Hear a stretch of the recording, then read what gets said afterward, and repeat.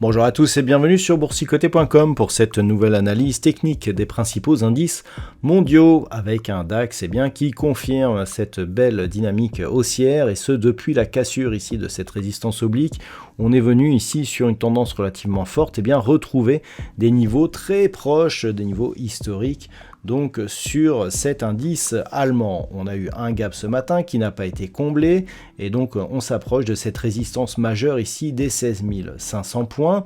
Une rupture de cette zone nous donnerait très certainement de nouveaux niveaux records pour l'indice allemand. Donc on est forcément sur une dynamique à prédominance haussière. En tout cas c'est toujours le cas sur la dynamique court terme qui est vraiment relativement forte et on voit ici les réactions sur la zone des 16 000 points qui n'ont pas permis au DAX de se retourner. On a vraiment franchi cette zone d'une manière très forte. Un petit test, micro-consolidation, gap et on poursuit à la hausse. On regap aujourd'hui, sans tentative de comblement. On clôture proche du plus haut et donc c'est une poursuite de tendance en direction des 16 500 points que nous observons sur l'indice allemand.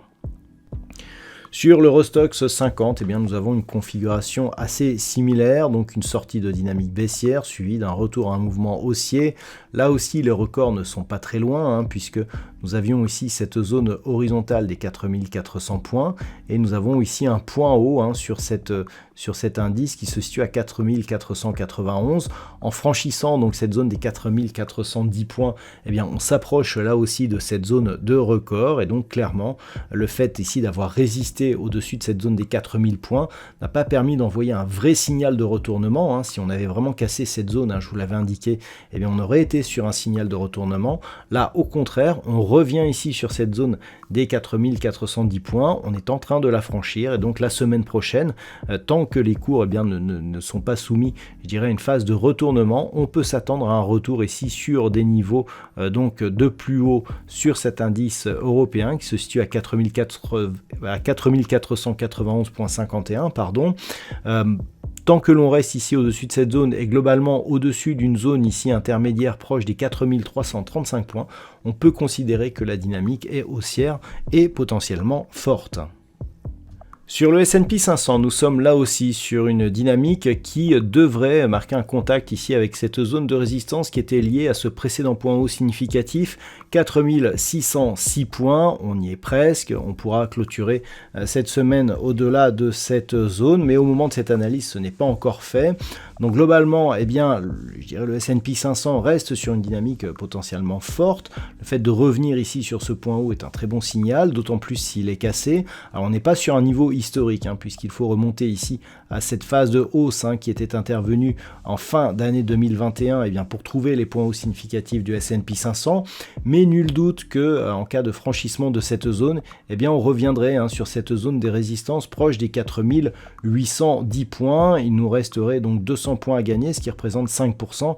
C'est tout à fait accessible au vu des performances de cet indice pour cette année. Donc on reste sur une dynamique haussière, on attend une cassure, un test voire une cassure de cette zone ici des 4606 points et en absence de retour sous la zone ici des 4445, la tendance reste globalement positive sur cet indice.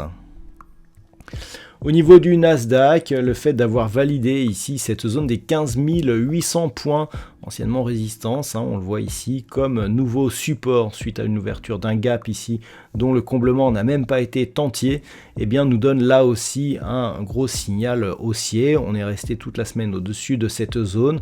Alors certes, ce n'est pas non plus un niveau historique, puisqu'il faut remonter là aussi à cette phase de cotation que nous avions eue en fin d'année 2021 pour trouver le point haut significatif donc de l'indice des technos américaines, mais en tout cas on confirme déjà la sortie de cette dynamique baissière.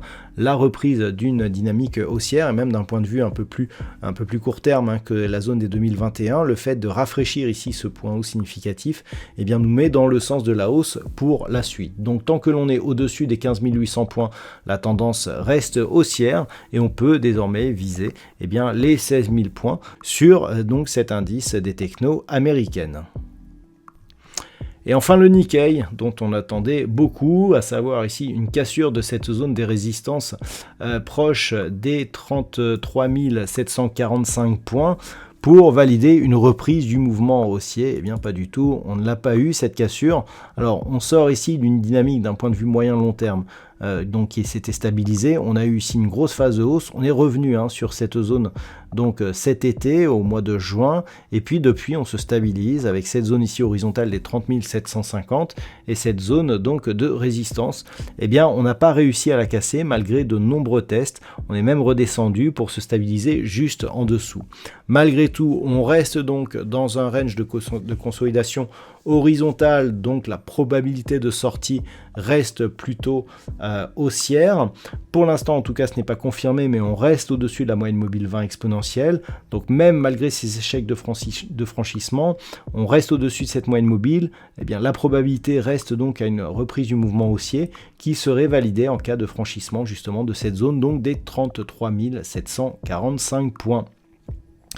Voilà donc ce que l'on peut dire sur l'analyse technique des principaux indices du marché. Je vous souhaite de passer un très bon week-end. On se retrouve dès la semaine prochaine pour d'autres analyses techniques, toujours sur le site boursicoté.com.